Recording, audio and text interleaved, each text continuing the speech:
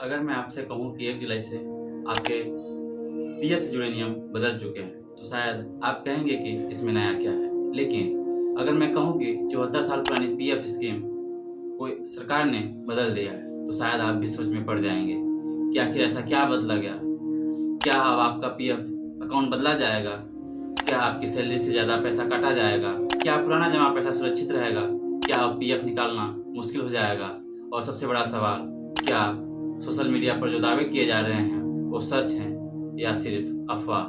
नमस्कार दोस्तों, स्वागत है आपका हमारे चैनल पे। आज इस वीडियो में हम ईपीएफ स्कीम 2026 की पूरी सच्चाई जानेंगे, बिना किसी तकनीकी भाषा के, बिल्कुल आसान हिंदी में। इसलिए वीडियो में आखिर तक बने रहिए, देखिए, क्योंकि इस वीडियो के अंत में आपके मन में पीएफ को लेकर कोई भी सवाल नहीं बचेगा। दोस्तों, सबसे पहले यह समझना जरूरी है कि आखिर सरकार ने 74 साल पुरानी एम्प्लॉयज प्रोविडेंट फंड स्कीम 1952 को बदलने की जरूरत क्यों महसूस की। 1952 में जब यह स्कीम बनाई गई थी, तब देश की परिस्थितियां बिल्कुल अलग थी। उस समय न ऑनलाइन सिस्टम था, न यूएएन था, न डिजिटल रिकॉर्ड और न ही ऑनलाइन क्लेम। लगभग हर काम फाइलों और कागजों के जरिए होता था। लेकिन समय के साथ तकनीक बदल गई, काम करने का तरीका बदल गया और कर्मचारियों की जरूरतें भी बदल गई। इसी वजह से सरकार ने सोशल सिक्योरिटी कोड 2020 के तहत ईपीएफ स्कीम 2026 लागू की, ताकि नियमों को आधुनिक बनाया जा सके और उसमें पूरी प्रक्रिया को ज्यादा डिजिटल, आसान और पारदर्शी बनाया जा सके। अब सबसे बड़ा सवाल, क्या नई स्कीम आने के बाद आपका पीएफ अकाउंट बदल जाएगा?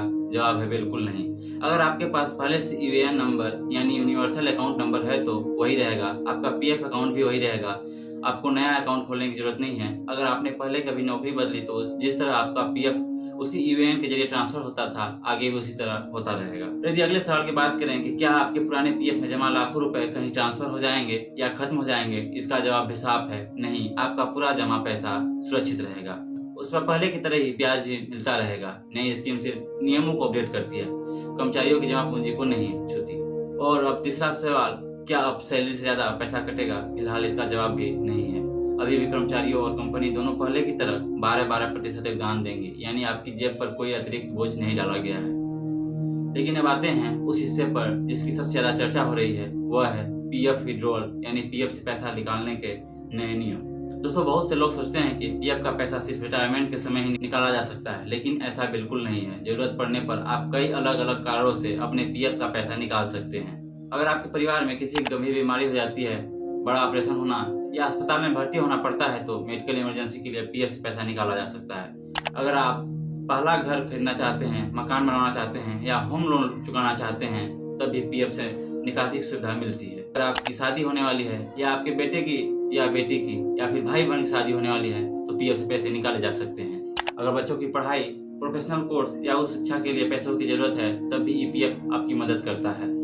और अगर किसी कारण से आपकी नौकरी चली जाती है, तब भी पीएफ आपको आर्थिक सहारा देता है। अब यहाँ एक शब्द आता है जिसे समझना बहुत जरूरी है, एलिजिबल बैलेंस। एलिजिबल बैलेंस का मतलब आपके खाते से मौजूद पूरे पीएफ से नहीं होता है। यह वह राशि होती है जिस पर ईपीएफओ यह तय करता है कि किसी खास उद्देश्य के लिए अधिकतम कितना पैसा निकाला जा सकता है। मान लीजिए आपके पीएफ अकाउंट में कुल 5 लाख रुपए है।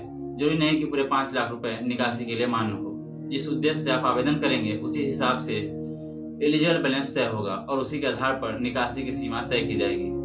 अब बात करते हैं सबसे ज्यादा वायरल हो रहा 75% और 25% वाले नियम की। सोशल मीडिया पर कई लोग कह रहे हैं कि अब पीएफ का सिर्फ 75% पैसा ही मिलेगा, लेकिन यह बात पूरी तरह सही नहीं है। यह नियम मुख्य रूप से बेरोजगारी की स्थिति में लागू होता है। अगर किसी कर्मचारी की नौकरी चली जाती है, तो वह अपने एलिजिबल बैलेंस का 75% तक निकाल सकता है। बाकी 25% राशि उसके खाते में सुरक्षित रहती है, ताकि अगर उससे जल्द नौकरी गई, उसकी रिटायरमेंट सेविंग पूरी तरह खत्म न हो। अगर बाद में जरूरत पड़े और नियमों की शर्तें पूरी हो, तो आगे की निकासी भी की जा सकती है। अब सवाल आता है, किस कैटेगरी में कितनी बार पैसा निकाला जा सकता है। तो आप देख सकते हैं, अगर मेडिकल इमरजेंसी है तो जरूरत पड़ने पर 1 से अधिक बार पैसा निकाला जा सकता है। अगर शादी की बात है तो निर्धारित नियम के अनुसार सीमित बार पैसा निकाला जा सकता है। बच्चों की शिक्षा के लिए भी पात्रता पूरी होने पर सीमित बार निकासी की जा सकती है। घर खरीदने या मकान बनाने जैसी सुविधा आमतौर पर जीवन में एक बार मिलती है। अब सबसे महत्वपूर्ण सवाल, पूरा पीएफ कब निकाला जा सकता है।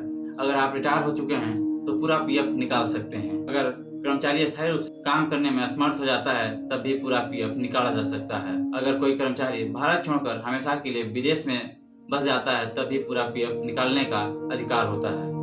और बेरोजगारी से जुड़े अंतिम सेटलमेंट के नियम पूरे होने पर भी पूरा पीएफ निकाला जा सकता है। अब पूरी वीडियो का निष्कर्ष समझ लीजिए। नई ईपीएफ स्कीम 2026 आने का मतलब यह नहीं है कि आपका पीएफ अकाउंट बदल जाएगा। इसका मतलब यह नहीं है कि आपका पुराना पैसा खत्म हो जाएगा। इसका मतलब यह भी नहीं है कि आपकी सैलरी से ज्यादा पैसा काटने लगेगा।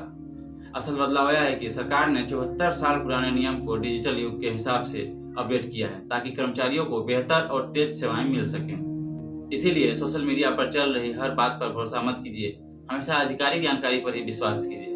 अगर आज की वीडियो से आपको कुछ नया सीखने को मिला हो तो वीडियो को लाइक जरूर करें, अपने दोस्तों और सहकर्मियों के साथ शेयर करें ताकि सही जानकारी ज्यादा से ज्यादा लोगों तक पहुंच सके। और ऐसे ही महत्वपूर्ण, आसान और भरोसेमंद जानकारी के लिए हमारे चैनल को फॉलो करें, सब्सक्राइब करें और एक छोटा सा कमेंट जरूर लिखें। धन्यवाद। मिलते हैं अगली वीडियो में। जय हिंद।